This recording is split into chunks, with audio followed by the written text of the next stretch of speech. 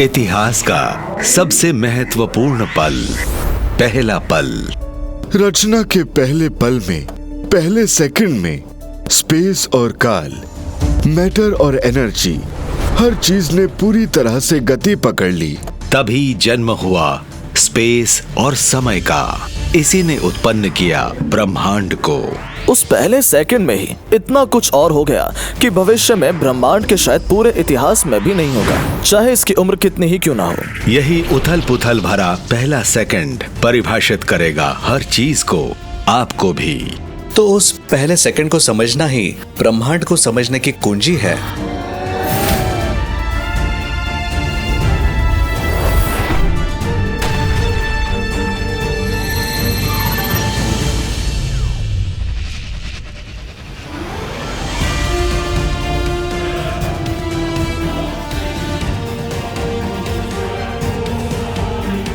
जरा रात में आसमान पर हमारे ब्रह्मांड पर नजर डालकर देखिए।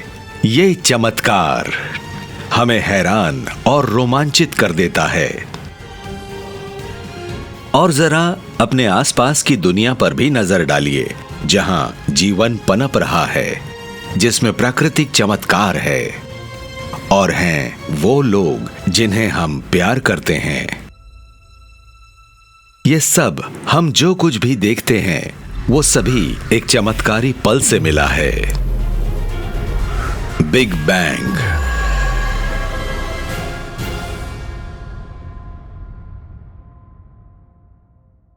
बिग बैंग सिर्फ मैटर की रचना वाला पल ही नहीं था। इस पल रचना हुई ब्रह्मांड की, जिसका अर्थ है स्पेस और काल की रचना। समय, स्पेस और बाकी तमाम चीजों की रचना करना खासी जबरदस्त तरकीब है। जाहिर है कि ऐसा हुआ है, लेकिन अभी तक भौतिकी ये पता नहीं लगा पाई कि आखिर ऐसा हुआ कैसे। हमें नहीं पता ये धमाका क्यों हुआ, हमें नहीं पता क्या टकराया था, हमें नहीं पता ये कैसे टकरा रहा है। बस हम इतना जानते हैं कि तमाम चीजें अचानक ही वजूद में आ गईं।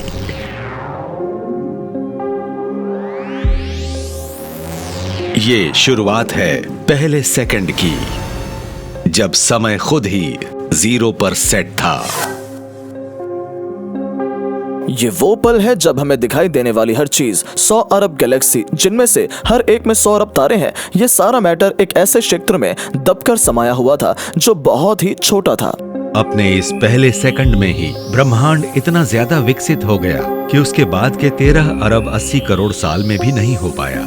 ब्रह्मांड का पहला सेकंड इसका अब तक का सबसे महत्वपूर्ण सेकंड था, और ये उस पहले सेकंड में ही इतने ज्यादा चरणों से गुजर गया है जितना ये आज तक नहीं गुजर पाया है। इतना कुछ इतनी जल्दी हो गया कि इसे समझने के लिए वैज्ञानिकों को समय का एकदम नया सिद्धांत चाहिए। इंसानों के लिए एक सेकंड बहुत ही छोटा समय है, पर जहां तक कि ब्रह्मांड का सवाल है, वहां इतने समय में बहुत कुछ हो सकता है। हम अपनी जिंदगी को घंटों, मिनटों और सेकंडों में नापते हैं, मगर ब्रह्मांड की रचना के टाइम स्केल पर यह गिनती बेकार है, क्योंकि बिग बैंग का फैलाव तो लगभग पलक झपकते ही हो गया था। हम ब्रह्मांड के प्रति अपनी समझ को एक सेकंड के पीछे ले जाकर एक सेकंड के 10वें हिस्से, सेकंड के 100वें हिस्से, सेकंड के 1000वें हिस्से, सेकंड के 10 लाखवें हिस्से, एक सेकंड के अरबवें हिस्से तक वहां ले आए हैं जहां फिजिक्स के आज हमें ज्ञात नियम टूटते हैं। इतना पीछे समय को शायद बहुत ज्यादा छोटे टुकड़ों में नापा जाता होगा, जिसे प्लैंक टाइम कहते हैं। पहले सेकंड में क्या कुछ हुआ होगा, इसे समझने का एक तरीका यह है कि प्लैंक टाइम की यूनिट में सोचा जाए। प्लैंक टाइम होता है 10⁻⁻43 सेकंड। एक सेकंड में 1 अरब अरब अरब अरब प्लैंक टाइम होता है। ब्रह्मांड के पूरे इतिहास में सिर्फ 1 अरब अरब सेकंड है। उस एक सेकंड से आज तक के ये पूरे इतिहास में मौजूद सेकंड से कहीं कम है, यानी प्लैंक टाइम से पहले सेकंड तक जितना समय था, एक सेकंड से लेकर आज तक उससे कहीं कम सेकंड मौजूद होंगे। अगर हम समय को इतने छोटे हिस्सों में बांट दें, तो फिर हम एक एक पल में ब्रह्मांड के जन्म की कल्पना कर सकते हैं। शुरुआत में स्पेस और समय शुद्ध ऊर्जा के बहुत ही छोटे अंश में सिमटे हुए थे। जब प्लैंक टाइम की घड़ी चलनी शुरू होती है, तो न जाने कैसे स्पेस और समय की ये गांठ खुल जाती है।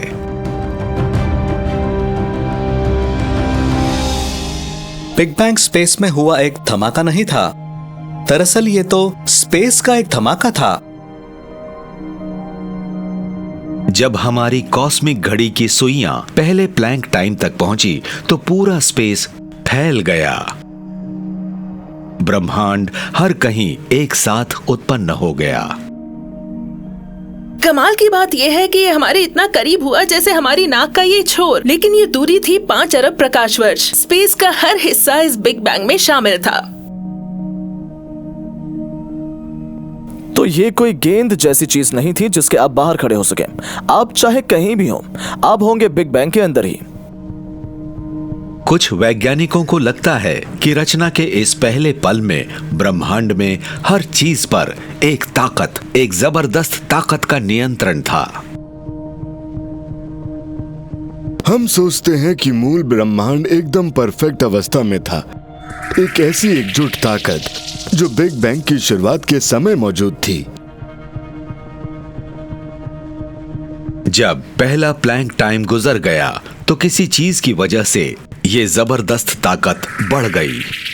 इससे परफेक्शन की ये अवस्था छिन्न भिन्न हो गई। जब ब्रह्मांड ठंडा हुआ तो ये अलग अलग शक्तियां जम गईं, यानी कि इनका व्यवहार अलग अलग हो गया। मिसाल के लिए भाप को ले लीजिए। अगर मैं स्टीम को ठंडा करूं तो उसमें तरल बन जाएगा। अगर इसे दोबारा ठंडा करूं तो ये एकदम ठोस चीज बन जाएगी। तो इसी तरह जब ब्रह्मांड ठंडा होने लगा तो अलग अलग शक्तियां एक दूसरे से अलग होने लगीं। इस जबरदस्त शक्ति के अलग अलग होने से ब्रह्मांड को चलाने और साकार रूप देने वाली एक नई शक्ति उभरी। ये थी ग्रेविटी। ये मैटर की मदद से ग्रह, सितारे और गैलेक्सी बनाने वाली थी। अगर ग्रेविटी थोड़ी और ताकतवर होती तो शायद एक बिग बैंग पनपता, वो रुकता और फिर एक ठंडे क्रंच में फौरन ही दोबारा से ढह जाता। ऐसे में जीवन असंभव होता। अगर ग्रेविटी थोड़ी कमजोर होती तो फिर ऐसा बिग बैंग पनपता जो चलता ही रहता और ब्रह्मांड जमकर दम तोड़ देता। लेकिन ग्रेविटी उस जबरदस्त ताकत से एकदम सही समय पर अलग हुई, जिससे गैलेक्सी, तारे और जीवन बने। तो हमारा ब्रह्मांड एक तरह से फाइन ट्यून्ड है। खुशकिस्मती से हमारे पास एक ऐसा ब्रह्मांड है जो धीरे धीरे फैलता है, जिससे डीएनए और जीवन की रचना संभव हो पाती है। ग्रेविटी हमारे ब्रह्मांड में एकदम सही शक्ति हो सकती है, लेकिन कॉस्मोस को नियंत्रित करने वाला ये अकेला बल नहीं है। प्लैंक क्लॉक के 1 करोड़वें हिस्से में एक और बहुत हैरत अंगेज घटना की शुरुआत होने वाली थी। कॉस्मोस के इतिहास में विकास की ये गति बहुत ही तेज हो गई। ग्रेविटी ने कॉस्मोस के भविष्य को आकार देना शुरू कर दिया है। लेकिन जब ब्रह्मांड फैलता है और तापमान गिरता है तो एक और बल का जन्म होता है। ये है स्ट्रॉन्ग फोर्स। बिना ताकतवर न्यूक्लियर फोर्स के एटम्स के न्यूक्लियाई खुद बिखर जाएंगे। 3 शक्तियां, ग्रेविटी, स्ट्रॉन्ग फोर्स और फ्रैक्चर सुपर फोर्स, ब्रह्मांड पर शासन करती हैं और ये अब अपनी अगली मंजिल की ओर बढ़ा जा रहा है। ये एक ऐसी घटना है जो आज कॉस्मोस में मौजूद गैलेक्सीज के ब्लूप्रिंट को बनाती है। हमें लगता है कि ये घटना हुई थी क्योंकि ये बहुत समय से मौजूद एक रहस्य को उजागर करती है। हम ब्रह्मांड में जहां भी नजर डालते हैं, हमें अरबों गैलेक्सीज समान रूप से फैली नजर आती हैं। हर दिशा में इनकी संख्या एक सी ही है। एक समय ऐसा जरूर रहा होगा जब ब्रह्मांड के ये सभी हिस्से एक दूसरे से जुड़े हुए होंगे। ये ऐसे ही है जैसे एक देश के अलग अलग हिस्सों में मौजूद 2 लोग एक ही समय पर सोकर उठे, एक सा ही नाश्ता करे, एक सी पोशाक पहने, जबकि वो एक दूसरे से बात भी ना करे। उनके अतीत में कुछ ऐसा एक समान रहा हो जो उन्हें आपस में जोड़ता हो। इस समस्या का एक हल चाहिए था और सन 1979 में एलन गूथ नाम के एक युवा कॉस्मोलॉजिस्ट ने इसका एक समाधान सुझाया। उन्होंने इसे कहा इन्फ्लेशन।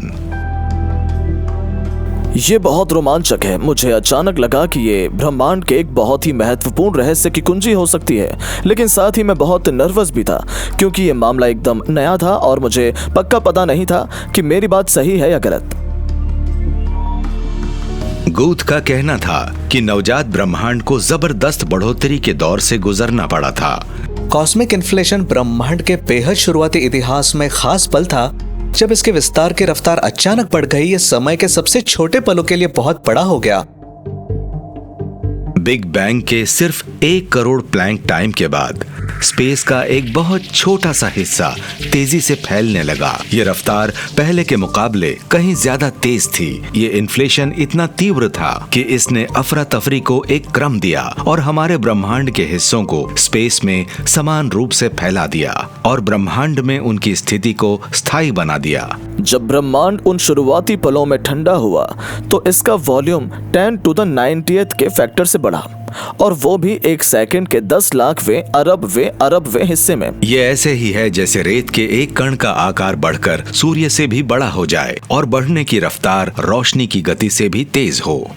तो क्या हमने आइंस्टाइन के नियमों को तोड़ा है? क्योंकि प्रकाश की रफ्तार से तेज तो कुछ भी नहीं। बिग बैंग के बारे में एक छोटी सी बात यह है कि स्पेस इतना फैल सकता है कि 2 चीजें प्रकाश की गति से भी ज्यादा तेजी से एक दूसरे से दूर जाती हुई मालूम होती हैं, लेकिन वो चल नहीं रही होती। असल में उनके बीच का स्पेस बढ़ रहा होता है। गूथ का ये अनोखा आइडिया इन्फ्लेशनरी यूनिवर्स हमारी समझ की सीमाओं को उस पहले सेकंड के सबसे शुरुआती पलों तक ले जा सकता है। लेकिन हम इसे टेस्ट कैसे करें? हम रचना के जन्म पर नजर कैसे डालें? जवाब मौजूद है गहरे अंतरिक्ष में। जब हम रात में आसमान को देखते हैं तो हम अतीत को देख रहे होते हैं। सूर्य की रोशनी उसकी सतह से रवाना होने के 8 मिनट बाद हम तक पहुंचती है। एक सुपरनोवा के एक स्टेलर विस्फोट की रोशनी को पृथ्वी तक पहुंचने में 1,67,000 साल लगे। तब सबसे पहले पृथ्वी पर इंसान नजर आया था।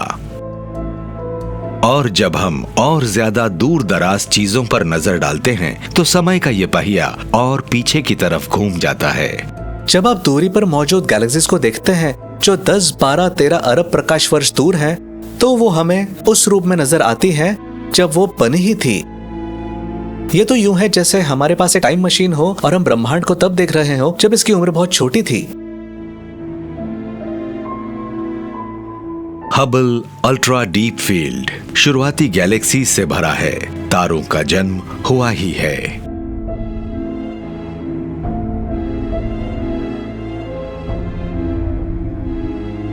लेकिन हबल टेलीस्कोप बस इतनी ही दूर तक देख सकता है। हम भला और कितना पीछे तक जा सकते हैं? क्या ब्रह्मांड के जन्म के और नजदीक?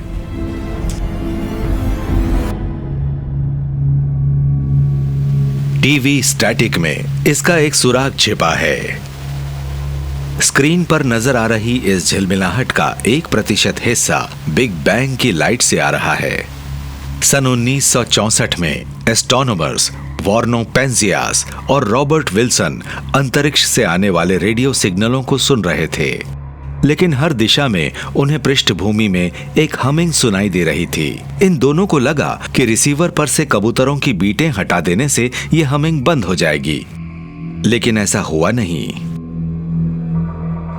इसके बजाय ये हमिंग और ज्यादा बढ़ गई और कहा यह जाता है कि जब इन दोनों ने प्रिस्टिंग में एक भाषण दिया तो एक फिजिसिस्ट ने अपना हाथ उठाकर कहा, या तो आप कबूतरों की बीट के प्रभावों को सुन रहे हैं या ब्रह्मांड की रचना की आवाज। दरअसल पेंजियास और विल्सन का सामना हुआ था बिग बैंग से पैदा आग के एक विशाल गोले की बाद की चमक से। ब्रह्मांड फैलने के दौरान ठंडा हुआ कुछ 1 लाख साल बाद, जब चारों तरफ प्रोटॉन और इलेक्ट्रॉन ही मौजूद थे। लेकिन कुछ समय बाद ब्रह्मांड इतना ठंडा हो गया कि पूरे ब्रह्मांड में जब एक इलेक्ट्रॉन और प्रोटॉन अचानक एक साथ आए तो ब्रह्मांड पारदर्शी बन गया। किसी ऐसे विशाल कोहरे के बारे में सोचिए जो अचानक हट जाता है। कोहरा छटने से पहले आपको अपने सामने कुछ 1 मीटर तक ही नजर आता है, लेकिन अचानक फिर सब कुछ साफ हो जाता है। बिग बैंग के 3,80,000 साल के बाद ऐसा ही हुआ था। उस पल के बाद, बिग बैंग के 3,80,000 साल के बाद, यह प्रकाश बिना रुके अंतरिक्ष में सफर करता रहा है। वैज्ञानिक इसे कॉस्मिक माइक्रोवेव बैकग्राउंड कहते हैं। अगर आप अब तक की सबसे बड़ी कुछ प्रमुख वैज्ञानिक खोजों को लिखना शुरू करें तो उनमें से एक होगी डीएनए की खोज। इसके अलावा एक और खोज हो सकती है, कॉस्मिक माइक्रोवेव बैकग्राउंड का पता चलना। यह खोज वाकई इतनी ज्यादा बड़ी थी। कॉस्मिक माइक्रोवेव बैकग्राउंड की वजह से बिग बैंग के बाद सबसे पहले 3,80,000 साल पहले ब्रह्मांड रोशन हुआ था। लेकिन इस पर उससे काफी पहले के दौर की निशानियां नजर आती हैं, जब इन्फ्लेशन कॉस्मॉस का रूप बदल रहा था। अगर इन्फ्लेशन के राज कहीं मौजूद हैं, तो वो यहीं छिपे हैं। वैज्ञानिकों को इस सिलसिले में करीब से नजर डालनी होगी।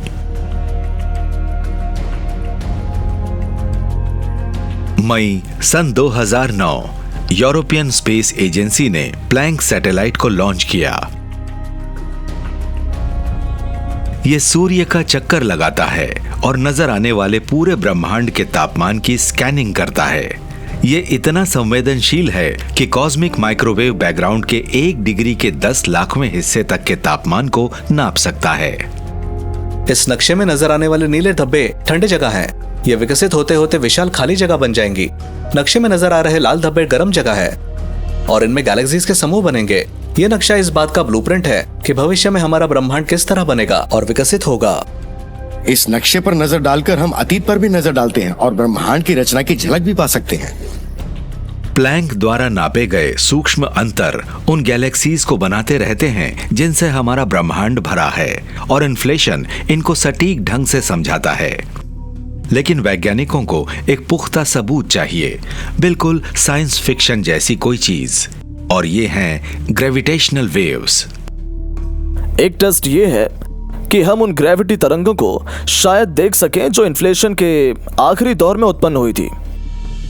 ग्रेविटेशनल वेव्स स्पेस टाइम को खींचती और सिकोड़ती रहती है। ये अंतरिक्ष में किसी तालाब में फैलने वाली तरंगों की ही तरह सफर करती हैं। वैज्ञानिकों का मानना है कि इन्फ्लेशन की उथल पुथल से ही ये तरंगें पूरे कॉस्मॉस में फैलती रहती हैं। अगर हम उन्हें देख पाएं तो पूरा रहस्य ही सुलझ जाएगा। वैज्ञानिकों को ये पता चल जाएगा कि इन्फ्लेशन सचमुच था। मार्च सन 2014 एलन गूथ ने जब इन्फ्लेशन को ढूंढा था, उसके 30 साल बाद दक्षिणी ध्रुव पर लगे एक टेलीस्कोप ने दुनिया को हिला कर रख दिया।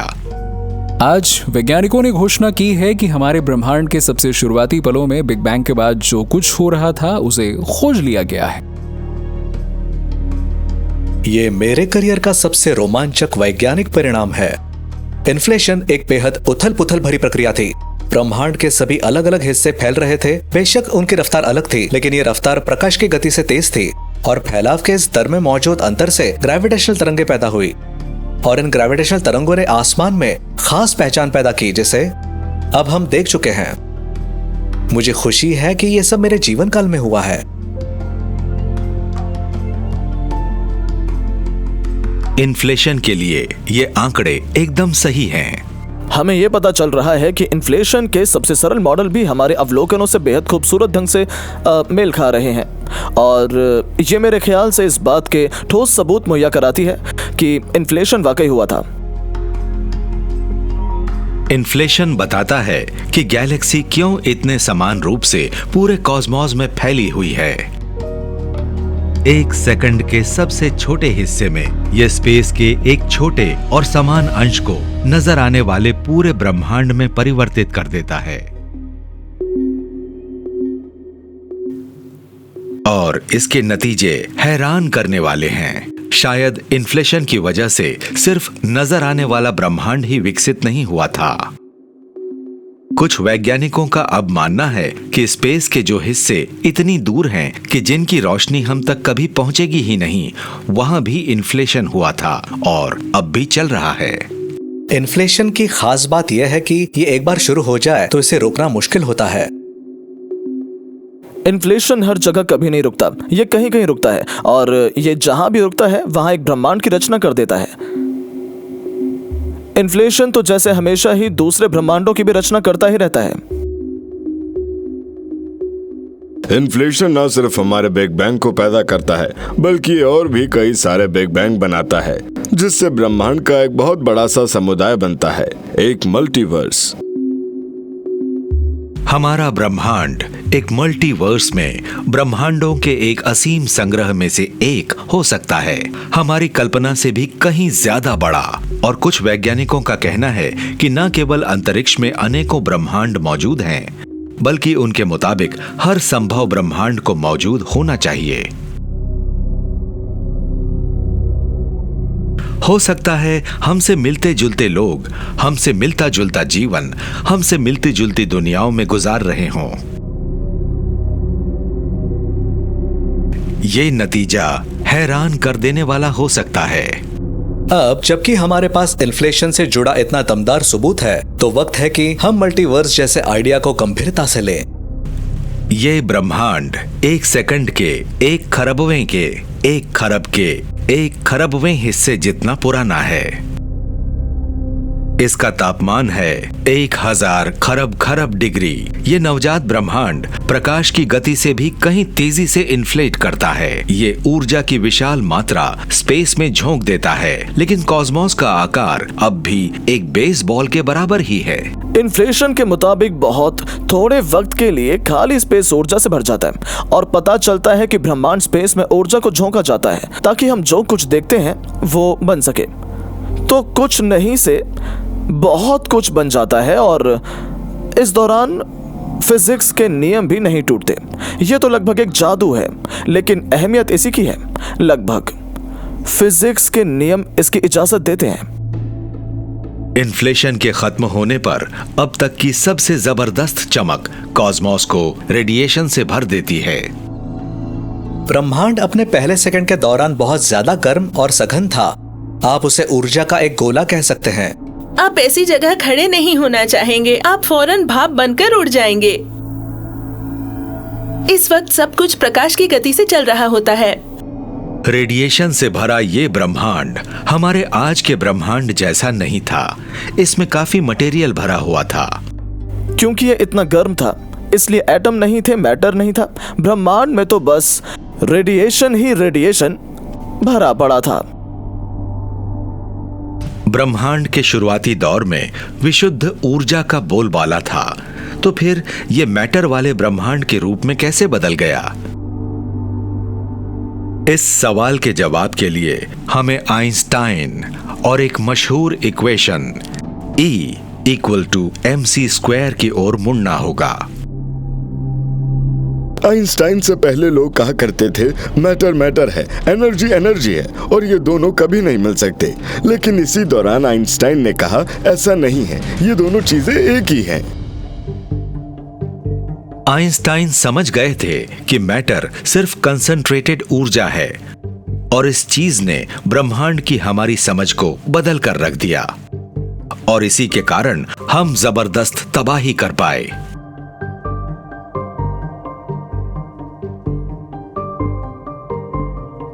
एनर्जी ई से बन सकता है, एम मैटर, और उसमें उल्टा भी हो सकता है। एक छोटा चम्मच मैटर भी सैकड़ों हाइड्रोजन बमों की ताकत पैदा करने के लिए काफी होगा।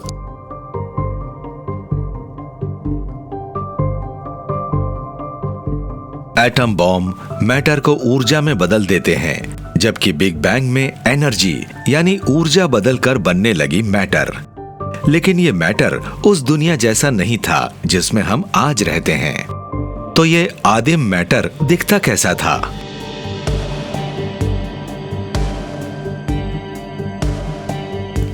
ये लॉन्ग आइलैंड पर मौजूद ब्रुकहेवन नेशनल लेबोरेटरी है, और यही है रिलेटिविस्टिक हेवी आयन कोलाइडर या रिक। यहां ये लोग उस मैटर की रचना करते हैं जिसने बिग बैंग के 1 सेकंड के 10 लाखवें हिस्से के बाद शुरुआती ब्रह्मांड को भर दिया था। आप RHIS को एक टाइम मशीन कह सकते हैं। हम ऐसे हालात पैदा कर रहे हैं जो शुरुआती ब्रह्मांड में मौजूद थे बिग बैंग के 1 माइक्रोसेकंड के बाद। रिक करीब 4 किलोमीटर लंबी गोल सुरंग में 1 सेकंड में 78,000 बार लगभग प्रकाश की गति से गोल्ड न्यूक्लियाई को फायर करता है। इसके बाद ये एक विशाल स्टार डिटेक्टर में इनकी टक्कर कराता है। जरा आमने सामने से टकराती 2 कारों के बारे में सोचिए और फिर जो मलबा उड़ता है उसका विश्लेषण करके सोचिए कि कारें कैसी दिखती होंगी। रिक में टीम यही कर रही है। ये लोग प्रोटॉन को आपस में टकराकर उसे बनाने वाले ब्लॉक ढूंढ रहे हैं।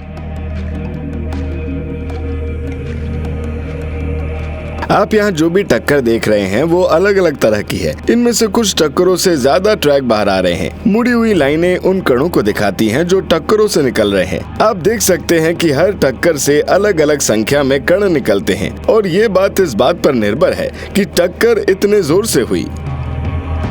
माइक और उनकी टीम जो देख रही है वो दरअसल बेहद बुनियादी कणों की एक बौछार जैसा है।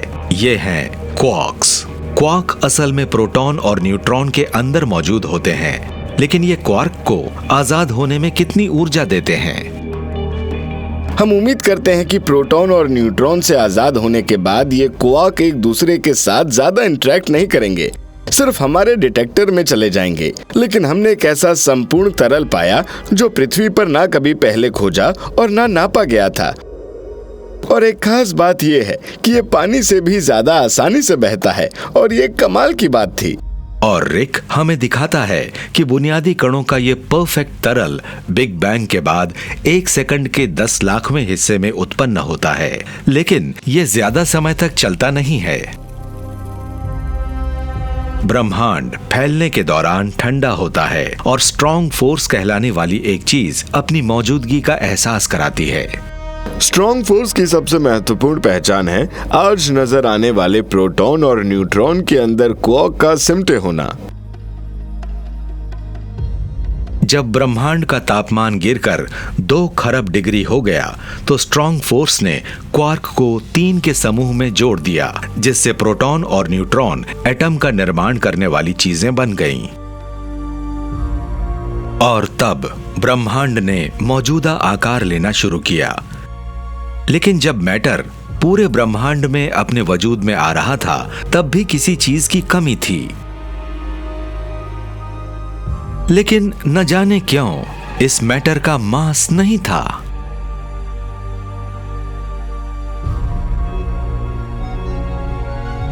लेकिन आज के ब्रह्मांड में मौजूद मैटर का मास है। पृथ्वी पर हम इसे वजन के रूप में महसूस करते हैं।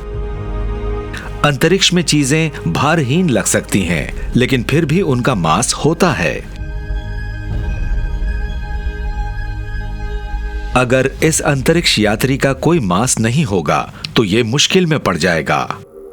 अगर किसी चीज का कोई मास ही नहीं होगा तो आप इसकी रफ्तार को धीमी नहीं कर पाएंगे। बिना मास वाली कोई चीज प्रकाश की गति से चलेगी और इसे रोकने का कोई जरिया नहीं होगा। तो अगर कोई ब्रह्मांड मैटर से भरा होगा लेकिन इस मैटर का कोई मास नहीं होगा तो फिर ये ऐसा लगेगा जैसे रोशनी का कोई बड़ा सा गेंद हो। सबसे शुरुआती ब्रह्मांड का कोई मास नहीं था। शुरुआती कण उसमें प्रकाश की गति से उड़ते रहते थे। लेकिन आज हमारा ब्रह्मांड ऐसे ग्रहों और सितारों से भरा है जिनका मास है। तो आखिर ये मास आया कहां से? जाहिर है कि कोई ना कोई ऐसा फील्ड है जो पूरे ब्रह्मांड में दाखिल होता रहता है और अलग अलग बुनियादी कण इसके साथ अलग अलग तरीके से इंटरैक्ट करते हैं और फील्ड के साथ ये कणों का इंटरैक्शन ही कणों को इसका वो गुण देता है जिसे हम मास कहते हैं। वैज्ञानिकों ने इसे पीटर हिग्स के नाम पर हिग्स फील्ड का नाम दिया। 1970 के दशक में इसके बारे में अपने विचार रखने वाले पहले वैज्ञानिकों में से वो एक थे।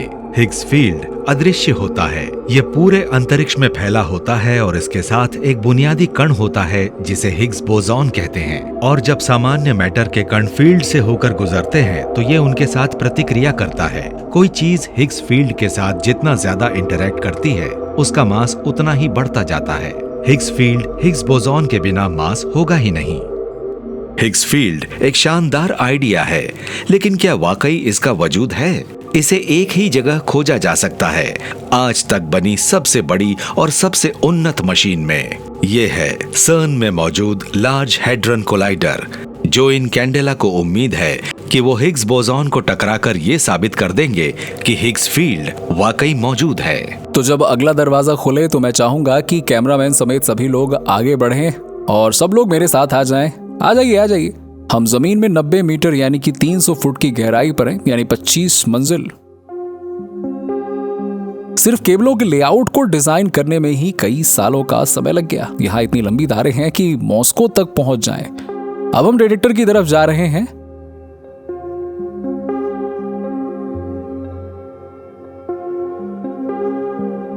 लीजिए, हम पहुंच गए। ये आपको जेम्स बॉन्ड की किसी फिल्म जैसा लगेगा, लेकिन ये असली है।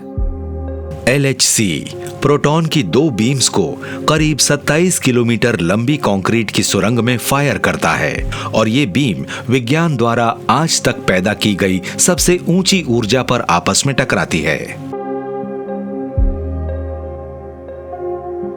ये ऐसा ही है जैसे बुनने की सलाई को अटलांटिक के दोनों छोरों से शूट करें और वो एक दूसरे से ठीक बीच में टकराएं। इस टक्कर से प्रोटॉन बिखरकर नए कणों को जन्म देते हैं और शायद इन्हीं में हिग्स बोसॉन भी शामिल हो, जो कि 3800 वैज्ञानिकों की एक टीम ने हिग्स के पीछे मिलने वाले संभावित कणों की खोज में 5 साल बिताए हैं। 14 मार्च सन 2013 को LHC ने अपना काम बखूबी किया।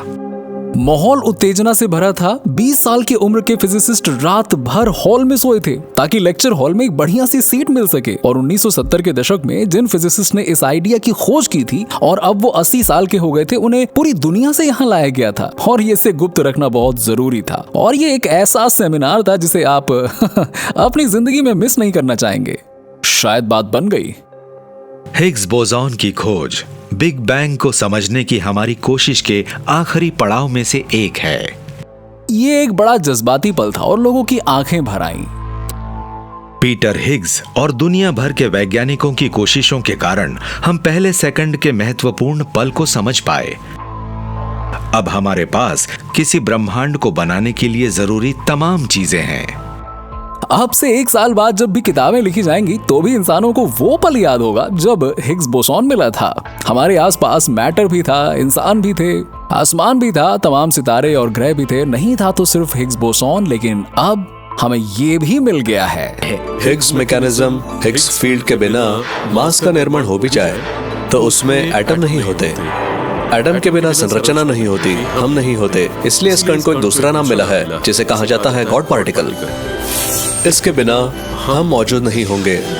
हिग्स फील्ड और हिग्स बोसॉन के बिना न तो तारे होते, ना ग्रह और ना ही लोग। लेकिन ये नई खोजें सिर्फ हमारे कदमों को जमीन पर रखने के लिए नहीं, उससे आगे की स्थितियों के लिए भी जिम्मेदार हो सकती है। ब्रह्मांड के पहले सेकंड के दौरान जब हिग्स फील्ड वजूद में आया तो कुछ वैज्ञानिकों को लगा कि शायद इसने सुपर फोर्स के विघटन की शुरुआत कर दी हो। हिग्स बोसॉन के बिना हमारा अस्तित्व नहीं हो सकता और हमें लगता है कि हिग्स बोसॉन की एक पूरी श्रृंखला सुपर फोर्स की समानता को तोड़ने के लिए जिम्मेदार थी, ताकि हमारी 4 शक्तियां उत्पन्न हो सकें। इसलिए जब हमने हिग्स बोसॉन को पाया तो फिजिक्स की सभी लैब्स में शैंपेन की बोतलें खोली गईं और हम सब ने एक शानदार पार्टी की।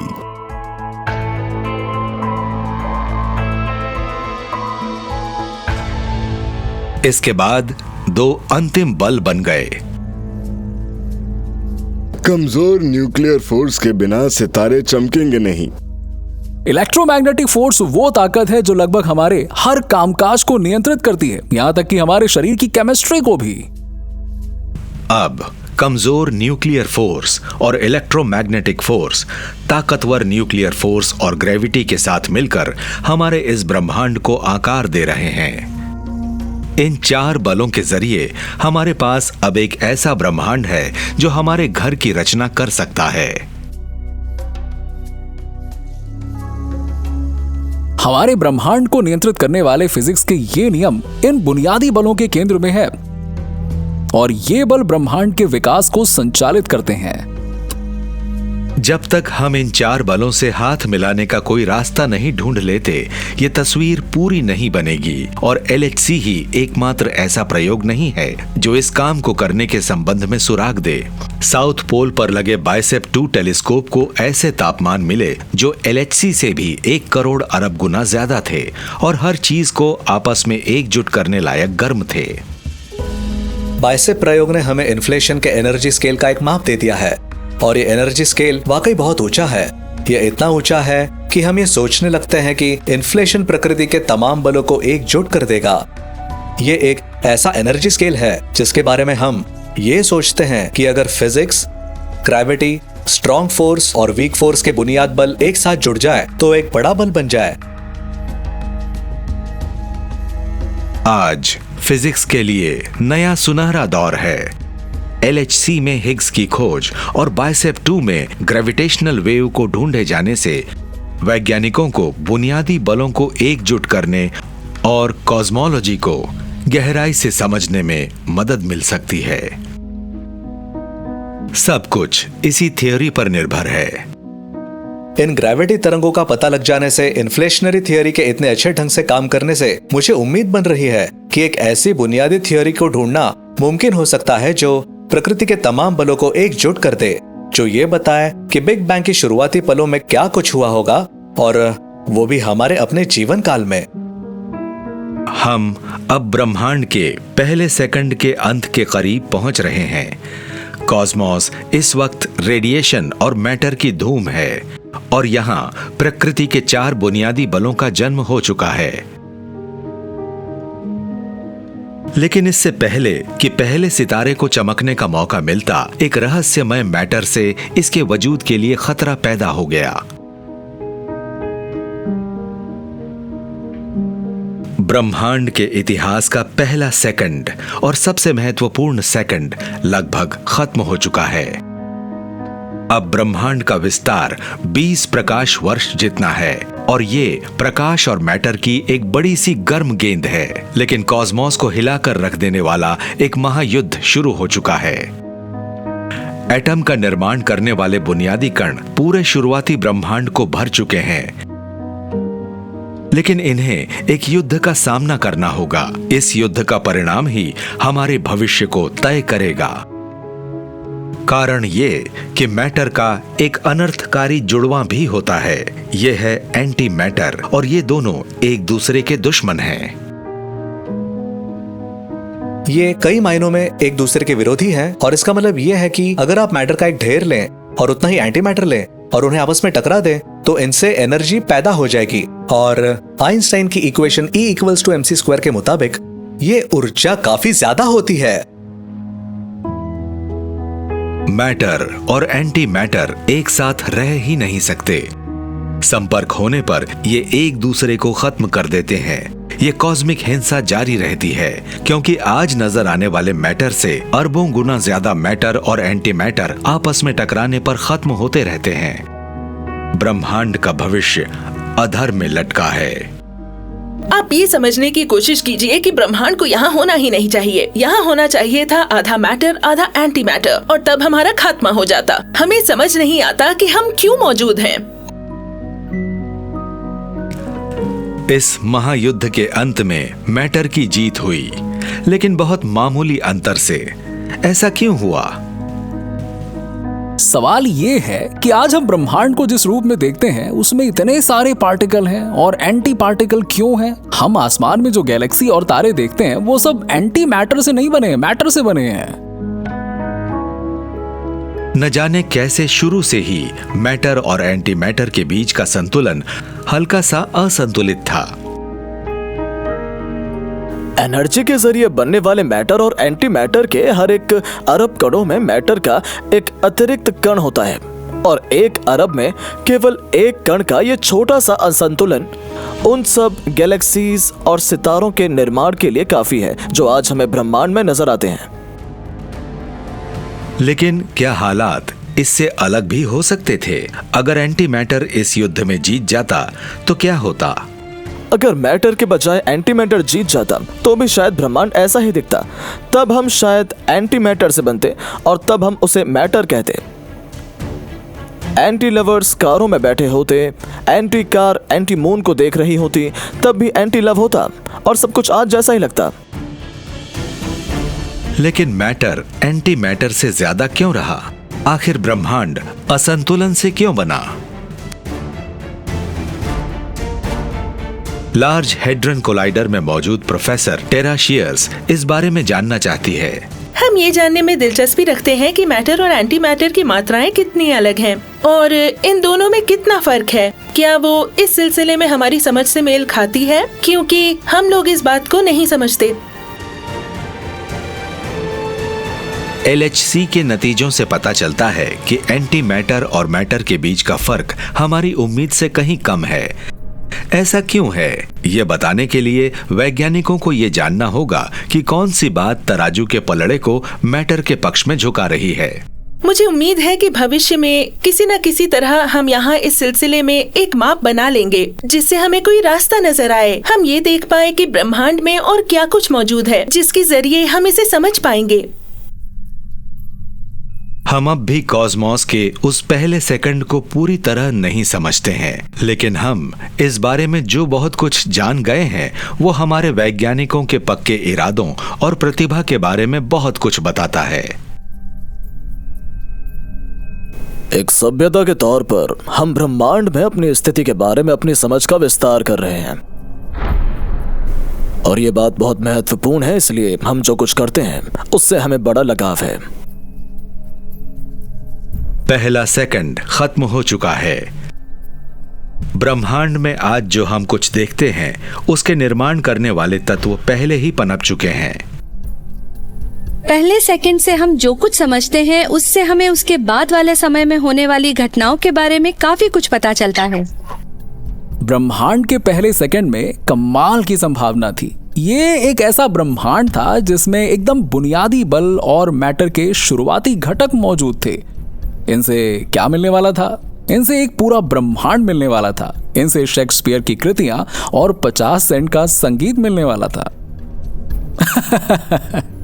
हम जितना आगे जा चुके हैं उसकी किसी ने उम्मीद भी नहीं की होगी, और मुझे नहीं लगता कि ब्रह्मांड की शुरुआत इससे अलग तरह की रही होगी।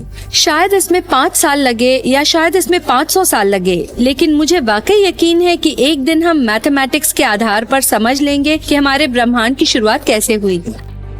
अगले कुछ मिनटों के दौरान ब्रह्मांड इतना ठंडा हो गया कि प्रोटॉन और न्यूट्रॉन ने अपने पहले एटॉमिक न्यूक्लियाई बना लिए, लेकिन पहले एटम के आने में अभी 3,80,000 साल और लगने थे।